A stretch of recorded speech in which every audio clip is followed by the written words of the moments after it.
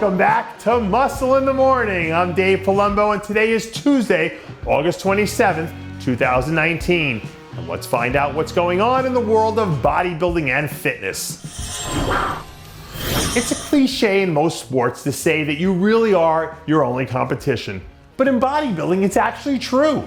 99% of you have no ability to control your competitors or what they're doing on stage. The only thing you actually have control over is how you look on game day. That being said, our buddy Nathan Asha seems like he's trying to take control over his situation now, doesn't he? Despite having only a few hiccups during his prep, Nathan says he's on track to compete on September 12th, just as he originally planned. All things considered, I think Nathan looks pretty good at the moment. But the real test comes when the lights come on at the Orleans Arena, because that's when we find out exactly how he looks. Every great hero has to slay a monster or two on their way to becoming a legend. As for our buddy George Peterson, that monster just happens to be a two-time defending Olympia champ. As the reigning Arnold Classic champ, George is coming into this show with a ton of confidence. And I know for a fact that he and his team are about to put the best GP3 of all time on the Olympia stage. The guy is an extraordinary talent, no doubt about it. So it'll be fun to see if this ends up being the year he slays the beast and takes his first step towards becoming a true legend.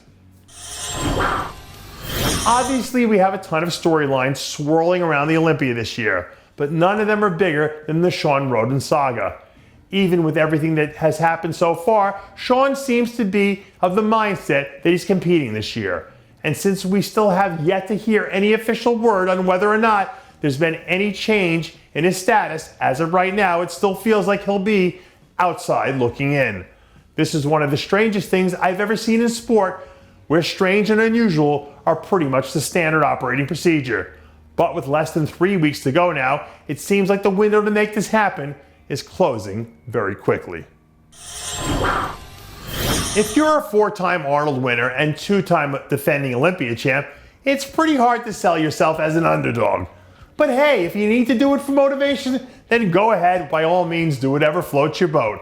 But over the weekend, we saw a quick status check from the one and only Angelica Teixeira, who's trying to become just the second 3-time Bikini Olympia champ in history. As usual, Angelica seems like she's sitting exactly where she needs to be. And unless something changes between now and then, it's going to be hard to knock her off that pedestal. And that does it for yet another edition of Muscle in the Morning. I'm Dave Palumbo, reminding you to always be true to your passions, and make sure to follow us on Facebook, Twitter, and Instagram.